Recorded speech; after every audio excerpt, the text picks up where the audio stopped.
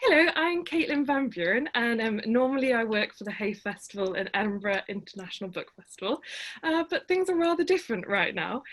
So instead we're doing this Zoom chat, talking with Guinevere Glasfurd Brown and her wonderful new book, The Year Without Summer. The Year Without Summer is a historical fiction that follows the Tambora eruption, a little heard of but monumental event which was 10 times larger than Krakatoa and caused the Earth's climate to alter drastically over several years. The book follows the impact of 6 people: a ship's doctor near the eruption site, novelist Mary Shelley, the artist John Constable, a preacher in Vermont, a Napoleonic war veteran Hope Peter, and lastly, but definitely not least, labourer Sarah Hobbs. It's fundamentally both a socialist and climate crisis novel, and it couldn't be more apt for the times we're living through. So, Gwyn, welcome to this online space.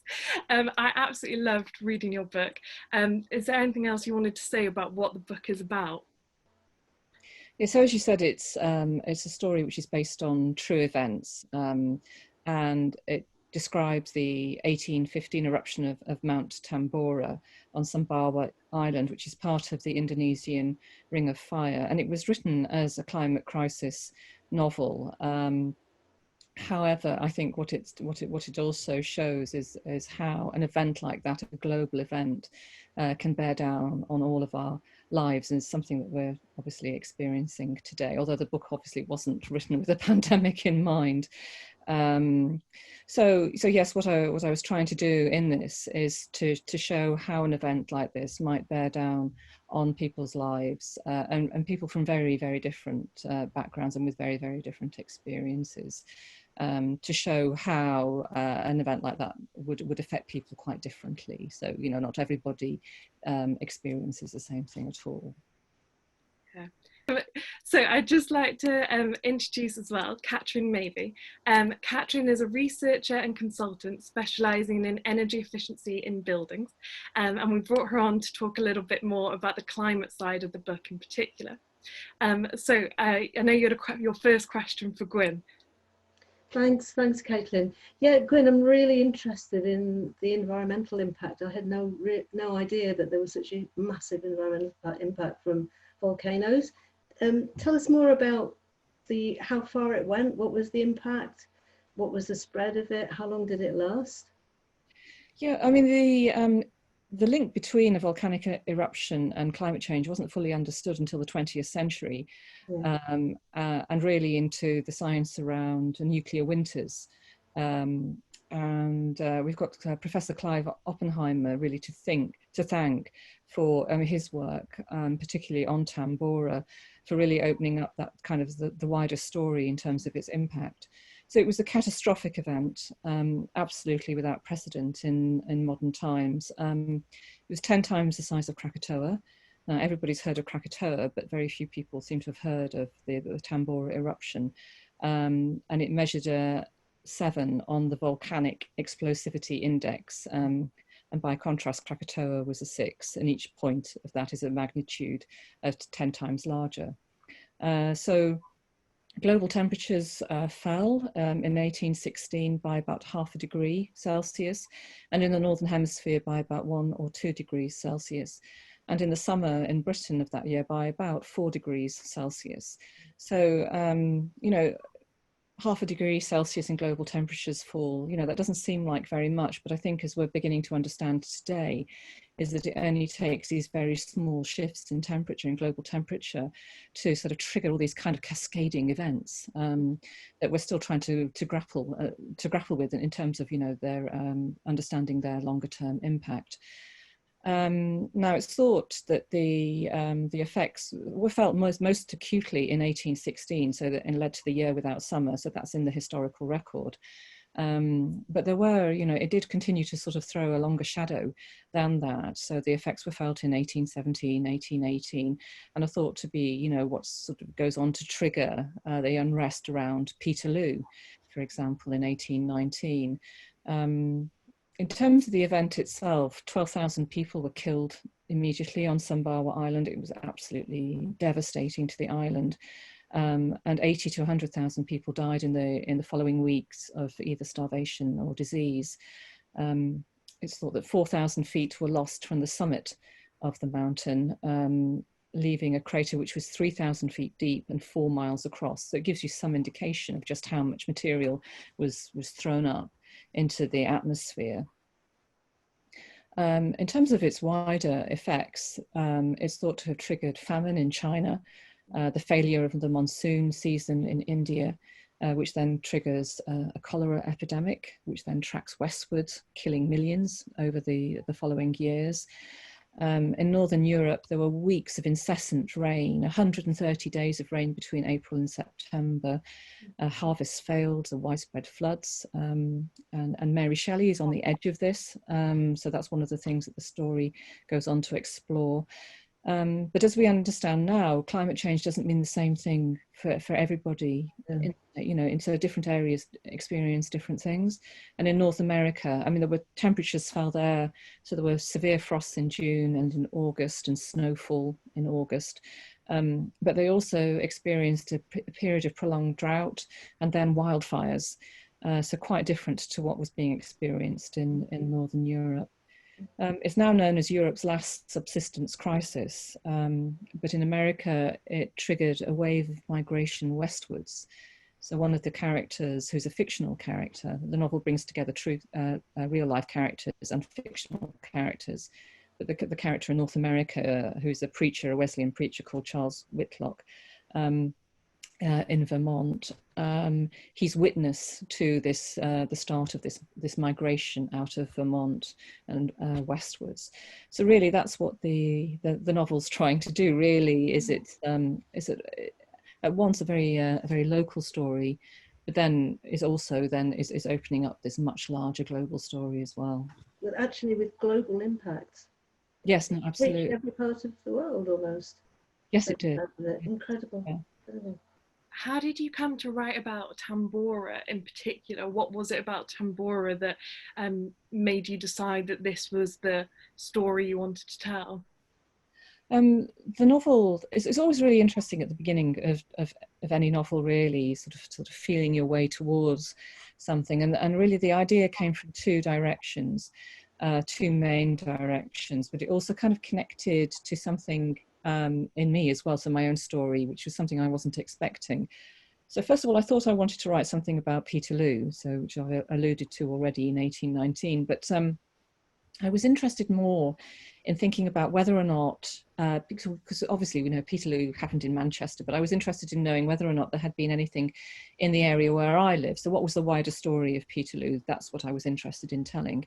And so I was looking particularly at East Anglia, and I didn't find anything particularly there, but I did come across a reference to the bread or blood riots of Littleport in 1816.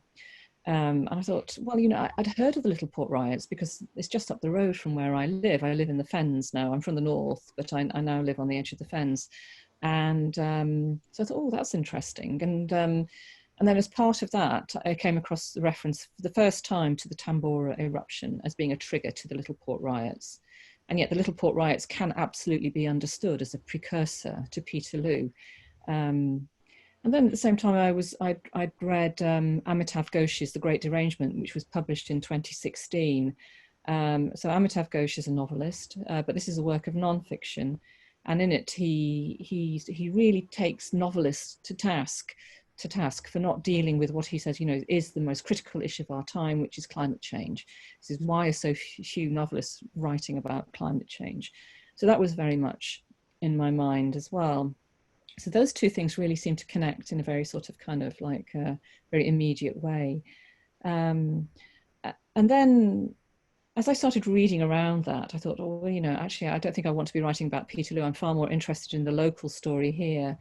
I thought, what I wanted to do was to try and tell the story from a number of different points of view and to run these stories absolutely in parallel, to put them on a level.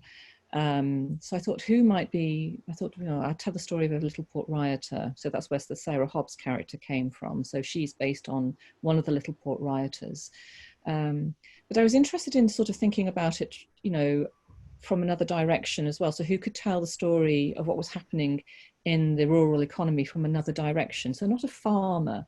So, and that way I kind of sort of fell upon, I suppose, John Constable, because he came from, his father owned 2 mills. He was in a relatively privileged position, and he's literally on the other side of the fence, so to speak, to Sarah.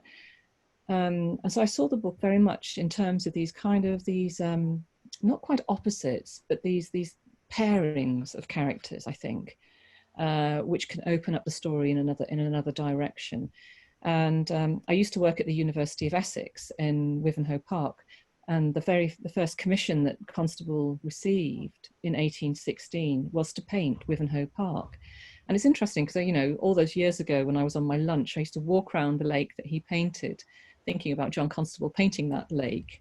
And so, you know, all of that kind of connection started to come up through the story as well, which I hadn't anticipated.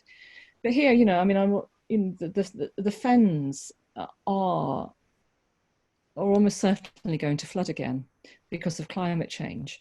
I mean, not entirely, but it definitely feels like a place which is under threat. There's no doubt about it. So that all these issues in terms of how I was beginning to think about climate change myself as well, so that all of that was kind of bubbling up as well at the same time. So I knew I didn't want to write. Often climate fiction tells sort of dystopian stories. I knew I didn't want to do that, and I didn't also want to write a novel which was just locked into my own anxiety either. And I wondered whether or not it was possible to think about climate change historically. And this way, it seemed very much that this was perhaps a way that I could talk about the climate crisis, certainly, and think about it historically. A very, very valuable thing, I think. Something that you see people doing right now in terms of coronavirus as well, like just situating this historically and reaching for those places. Yeah. So, would you mind doing a first reading for us? Yeah, I'm sure. So what I thought I'd do is I would read the first bit from Sarah Hobbs. So this is the first Sarah Hobbs chapter. So Sarah Hobbs is a little port rioter. She is,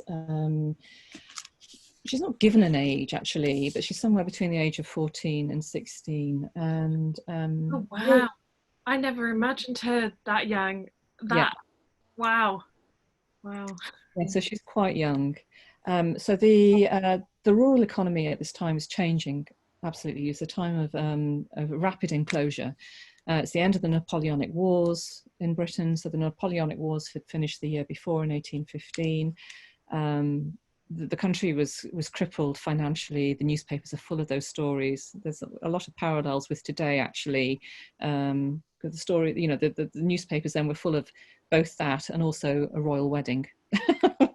So what was happening at the time is that somebody like Sarah might have been able to have supported herself with her family by having a small patch of land to themselves. They would have had all kinds of traditional rights, which they were losing. So they were losing the right to fish. They were losing the right to go hunting. They were losing the right to dig turf to heat their homes. They may have been hired by the year at the annual hiring fairs. All of that was being lost at this time. And so the rural economy was changing completely. So they were going from a position of being relatively independent to becoming basically wage labourers, day labourers. So instead of being employed by the year, they were often being employed by the week or even by the day. So in fact, actually, it's the beginnings of 0-hour contracts. So, which is not something that people often associate with this time. So this is the opening to Sarah's story. If I knowed it were wrong, I'd never have done it. Weren't anything much anyhow. Mr. Benton had sent me away from his farm that morning with nothing, and it was then that I catched up with Tessie, and I guessed he'd sent her away too. Morning, I said in greeting, as is only polite, and she's my elder by 4 years. Morning, she said, not looking at me, as if I were the slummocky one, though she had the same lack of shoes on as me. Where are you off to? I asked, polite as I could, inquiring. Her striding on, head in the air, as though making for Norwich. I asked her again and tugged on her sleeve to get her to say. "Never you mind, Sarah Hobbs," she said, and shook my hand free. Hobbs, was it? I didn't know Tessie so well, but we'd worked the same fields last year, including Benton's, and we were only 2 alleys apart when we were home, so there weren't no need talking to me as if I were up on high with the rectory folk. Did he not have work for you either? What's that? Mr. Benton. Of course, Mr. Benton. Who else did she think I meant? Her shoulders went up and down as though she'd been bumped over a tussock. On we went like this, me asking and her not saying, though me knowing she was in the same such difficulty as me. I'd walked 3 miles already from Littleport to Benton's farm, and now here we was, halfway through walking those 3 miles back again. I hadn't done it for the good of it, and neither, I knew, had she. Are you going home? I asked. The path we were on could take us on further if we decided we wanted to. She shrugged again. All that shrugging, she'd only herself to blame if her arms shook off. Because I was thinking of going on to Cook's farm to see what's likely there. Well, I had her attention then, I could tell. By this point, we'd reached the edge of Willow Row and were walking along a ditch.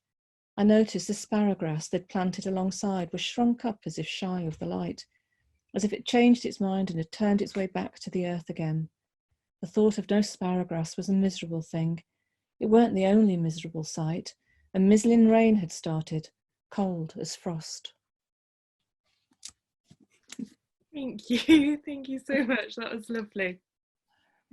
That's where the roaring applause would be. I think it's really interesting what you were talking about earlier, how you'd researched the impacts of Tambora in China and in the disruption of the monsoon season in India, and how you ended up picking this cast of 6 characters. How did I really like the idea of pairing them off. I can definitely see how that follows through, but how did you pick these 6 ones to concentrate on? Yeah, I mean, it didn't come all at once, I have to say. And thinking through John Constable, I was thinking, should I write about Turner, for example, who was his contemporary and was, Turner was already successful at this point, and he's been written about quite a lot as well. I didn't feel like I had anything new really to add, but his sunsets that he paints, those glorious sunsets, are a product of the changed atmospheric conditions of this eruption. So I didn't find him a terribly likable character either. So I kind of came to Constable that way. I thought, there's something interesting about Constable. He wasn't successful. There were no guarantees that he was going to achieve what he wanted to achieve, and he's caught between 2 worlds, between his beloved East Bergholt and these rural landscapes which he paints, which I think some people could feel that they may be sort of sentimental, but they're in fact actually his work was revolutionary for the time when we forget this, and also landscapes were deeply unpopular, and yet he was fierce about it. And those incredible greens, those saturated greens, are a complete break with how landscapes were painted before that. So there is something radical about his work, and I felt there was something untold about that. It's believed that this is the year when he moves from tone to colour. So this is actually referenced in the novel. So this was painted in October of 1816 and is an oil sketch of Weymouth Bay. And Constable's on his honeymoon, so he'd been desperate to marry his sweetheart all year, and this does finally happen. And so this is one of the oil sketches he paints at this time. But I think what it gives a sense of is this incredible weather. So this is incredible storm which is coming in off Weymouth Bay. But also, I mean, I think it's work that people just would not associate with Constable at all. We think of his work as being quite finished, but in fact, actually, one of the big criticisms which was made of him at the time was the fact that his work was unfinished. But anyway, I did just want to show this because I think it gives a very sort of vivid portrayal of what life was like at this time. So these are the sorts of things I'm trying to sort of explore in his story a little bit. with Mary Shelley, the connection between her writing Frankenstein and this awful weather that keeps her confined indoors for weeks that summer is well understood. But one of the things I felt when I was reading her journal was, which seems a little bit lost, I think, somehow, is just what a precarious position that she was in. They go off to Switzerland, full of this English hubris, expecting this glorious summer, and then it's denied them. But you know, she was 18 years old. She had a 6-month-old baby with her. There is a famine unfolding, this crisis unfolding around them, and so I thought there was something, you know, that was something I really wanted to tell. There's an American academic, Gillen Darcy Wood, and his work on the Tambora eruption is really interesting, and he's not just looking at 1816, he is taking sort of this longer term view, but he argues quite forcefully that Frankenstein should be understood as the first work of climate change fiction. I think he puts that a little too strongly, but nonetheless there's something very interesting about that. There was this famine refugee crisis unfolding in the area. Sarah Hobbs, I think I've touched on already, and Hope Peter. I wanted. So Hope Peter is a soldier who's coming back from the Napoleonic Wars, who then gets caught up with a revolutionary group that existed at the time, the Spencean philanthropists. And again, so there are these aspects, I think, of working class history which aren't really well known about. So the Little Port riots, also the Spencean philanthropists, who were an overtly revolutionary group. This is all pre-Marx, of course. I thought he was an interesting character, somebody who comes back to find everything changed beyond recognition, really. And then Charles Whitlock as a way of opening up the story in North America. And then woven through that is the story of Henry Hogg, who is the 1815 strand, and he's a surgeon aboard the Benares. So he's a fictional character, but the captain of the Benares did leave an account of the eruption. So this ship was the first ship on the scene after the eruption.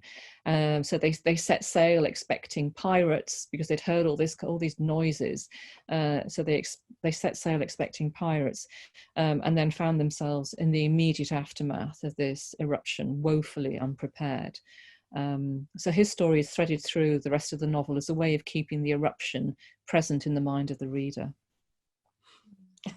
Was it a particularly difficult book to write? Like, how was the process itself? How did it compare to other books you've written? Yeah, I mean, I think every novel presents its own difficulty. So I didn't have a second novel syndrome at all. You know, I did have a very strong idea. I felt like, you know, I could see the book, but it's a polyphonic novel, and also the characters' stories don't intersect directly. So that was the big challenge of the book, is how to create a novel that hangs together as a novel when the 6 strands don't obviously intersect. But what there is, of course, are these pairings. So there is these resonances, I think, well, hopefully, which connect the stories. And also there are through threads as well. And that's a way of lacing it all together. But that, without doubt, was the fundamental challenge of the book, was the polyphonic aspect of it. Would I write in a polyphonic novel again? That's a good question. I think probably not. Definitely. I really like the through thread of London, just sort of the role that London played, either as sort of like a mythical, not mythical, but as a presence hanging over people throughout. Was it, so Charles, the preacher, he's quite a misogynistic, extreme character. How was he in particular to write? Well, it's interesting. I mean, I think he starts off as quite an unlikable character, but I hope you have some sympathy for him by the end. So he was. I really enjoyed writing him, actually, and he's, in terms of his misogyny, I didn't write him as misogynistic. I think he's a man of his times. He's a preacher. So basically, that's his worldview. absolutely.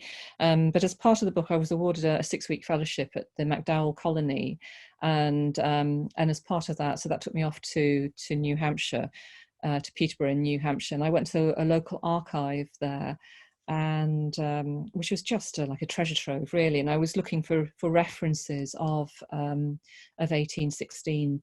And I did. I found that in some correspondence which talked about how awful the weather was. But I also unearthed these incredible sermons by a preacher who had lived in Peterborough at the turn of the century then, and they were really like a crucial part of finding Charles Whitlock's voice. I was lucky also. I mean, John Constable has left this very rich correspondence to his sweetheart, Maria Bicknell. So I could use that as well. So, and of course we have Mary Shelley's journals, although the crucial one of the summer has been lost.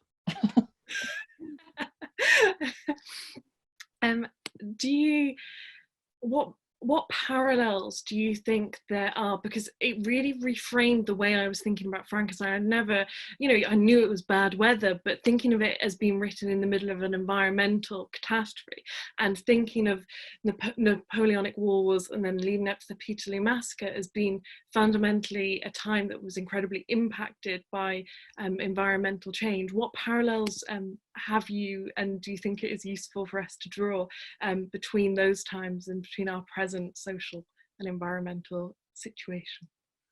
Well, I think, obviously we live in different times, but I think one of the things I wanted to try and show in the novel is that, an event like this, although it will affect us all, it doesn't affect us all equally. And so, the most vulnerable are the ones who will feel this the most. And it's the same, with the COVID-19 pandemic as well. So I was also interested in thinking about so I was interested in thinking about how people respond to crises as well. So the people living through the aftermath of the Tambora eruption had no idea what this was. There was absolutely no connection. They could make no connection between this event and what they were experiencing. And in fact, actually, the eruption wasn't reported for a whole year. And that's because obviously journalism was a relatively sort of, it wasn't well developed at the time. So there was people couldn't connect the two at all. However, it's interesting that, I think Mary Shelley turns her attention to the world, absolutely. And John Constable, he's very much caught up in his own ambitions as well. So, so he's very much focused in on his immediate needs, particularly that year. He's desperate to marry his sweetheart. So I am interested in those kinds of questions about what art is for, what literature is for at a time of crisis. So I think the novel was a way of trying to explore those differences to some extent. And but yeah, I think in terms of then and now, so definitely there is this sense that an event like that affects the poorest of our society the most, and the most vulnerable. Absolutely. We're now going to have our second reading, which is an extract from the Mary Shelley chapter. So this is a very short piece, which is just to give some impression of the weather that they were experiencing. So Mary and Percy B. Shelley were down by the shore, basically, of Lac Le Mans. So they had quite a sort of a humble kind of place, whereas Byron was up in this villa, the Villa Diodati, which was up the hill, and it's a very steep kind of walk between the two, and so they are on their way up to visit Lord Byron in this short bit. That evening she had not intended to drink, but needed it to help her recover in some way. They had chased up the hill in such imminent peril, they had felt, with the storm behind them, heedless of the great gushing torrent that gouged away the path. A great clattering rain had come at them. It stung so hard, Mary had lifted her arm against it in defence. The wind seemed to fall from every mountain at once and met in a terrible tumult, Lightning fractured the heavens with such violence they had cowered from it, as though expecting the sky to fall down in great shards upon them. They tumbled into the villa, battered and breathless, and bolted the door behind them, gulping with relief. And now, with her shoes off, feet bared to the fire, sodden skirts hitched to her knees, Mary could still feel the storm's wild assault on her. She felt giddy, knocked askance, off kilter. It had left her in mischievous mood. She drank deeply from her glass. The wine tasted absurdly of summer fruit, the startling incongruity of which made her laugh. I found this really moving. I found the idea that she was with all these, I'd always imagined her as being 100% confident when she was with all these men, you know, Lord Byron, Percy Shelley. Like, I'd always imagined her as just sort of flying high through all of them. And she does, but that doesn't mean that her own internal, I really like the voice you gave to her own internal narrative of all the doubts you would naturally have and do naturally have.